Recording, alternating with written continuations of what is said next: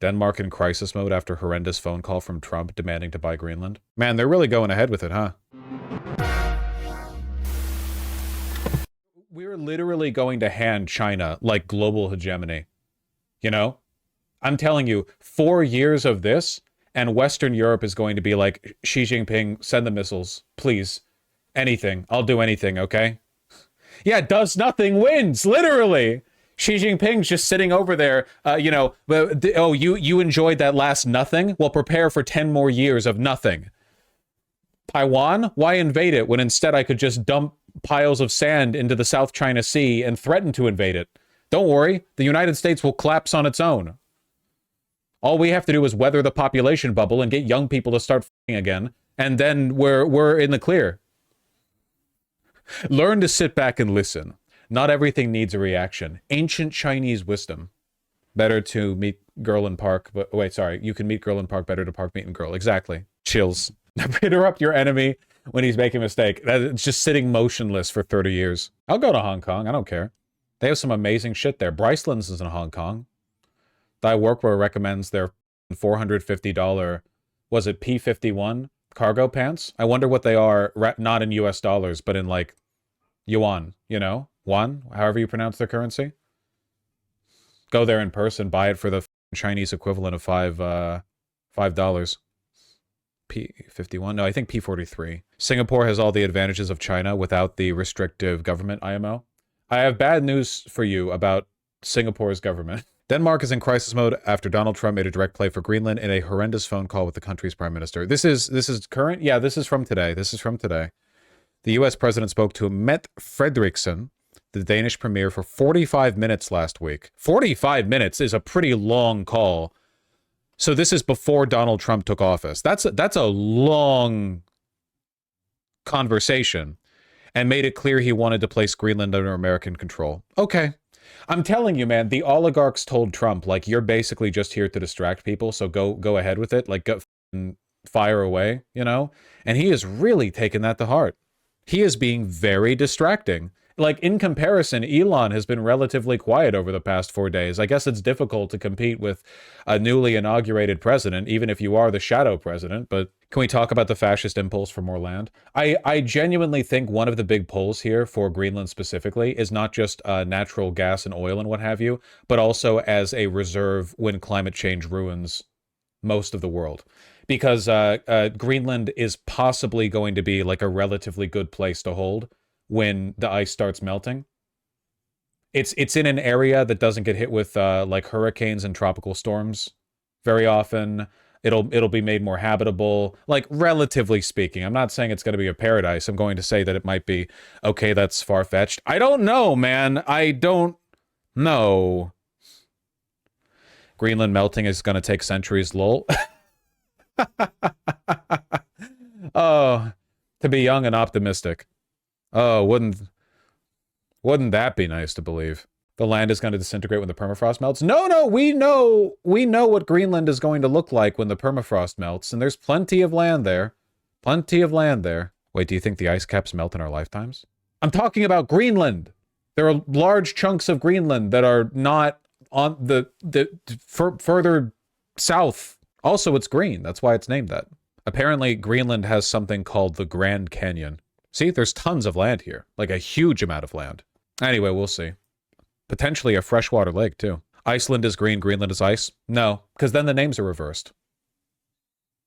That makes no sense. Okay, fine. Yeah, back off. It is reversed, Greenland is ice sheet? Then why would they name it that? Come on. You guys make it really rough to be me sometimes. You know that? Ms. Fredrickson told him in their call last week that despite his big interest, Greenland was not for sale. The Financial Times reported Mr. Trump then became aggressive, according to the newspaper, and threatened to impose tariffs on Denmark unless Greenland was sold to the United States. The call came after Mr. Trump refused to rule out using military force to take Greenland at a press conference on the 7th of January. Oh, man. The intent's very clear. They won it. The Danes are now in crisis mode. I knew that he'd been talking about it. I guess it didn't occur to me he might have had a 45-minute call directly with the premier on it. You know what I mean? Like like it's one thing to talk about, especially if you're Trump. It's one thing to talk about it publicly. It's another thing to talk about it privately. Greenland looks like shit in this photo, I have to say. Does not look like desirable territory. 2019. I think it has a very high depression rate. I mean, that makes sense. It's cold, isolated, not that many people. They get no sun half the year, and they get all sun the other half of the year. Wait, is that Charlie Kirk in the photo? Yeah, Charlie Kirk went with wait. Yeah. Yeah, Charlie Kirk went with Don Jr. over to Greenland to do their little, like, we are envoys of the Emperor surveying territory before we annex it bit. I'm glad they had fun. Where's Eric? Eric didn't come. Do not come. Was that where they picked bums up off the street to pretend to be supporters? Yes, that is what they did while they were there. Eric never goes anywhere fun. Yeah, he's the less favorite of the two, I think. Anyway, man, we ran through quite a bit of articles there. I don't even know how to structure that segment-wise. It's all pretty important, though. I don't get it. What's the obsession with Greenland? We literally just talked about this. Why does nobody listen to me when I talk? Is my microphone on? 1, natural resources. There's a lot of them.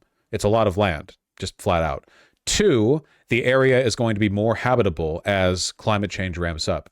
And 3, and I guess I didn't talk about this as much, securing shipping lanes. The storms are going to be more, the seas will be more tempestuous down by the equator, especially with climate change ramping up. The seas are relatively calm further to the north and south because, again, they're not in the equator. There's not as much of a temperature differential, you know, the currents and the seas and stuff. And those shipping lanes are probably going to be even more usable the more melty the planet gets. The higher the sea levels rise, the more the ice recedes up in the Arctic, the easier it will be to move ships up in the Arctic lanes because there won't be as much ice, and it'll be a better deal than swimming down around the equator, sailing down around the equator because of the storms. That's my understanding, at least. Isn't the North Sea one of the most dangerous in the world? I'm no expert on the subject. That is my understanding on why Greenland would be desirable. There might be information there that I don't have. In fact, there certainly is. Here's some information skipping the meat of it for you. The geostrategic value of Greenland. Are you a global superpower looking to project influence in the newly opening Arctic? Yes. Look no further than Greenland, the gateway to the Arctic Ocean. Most of Greenland, this massive island, is located conveniently within the Arctic Circle.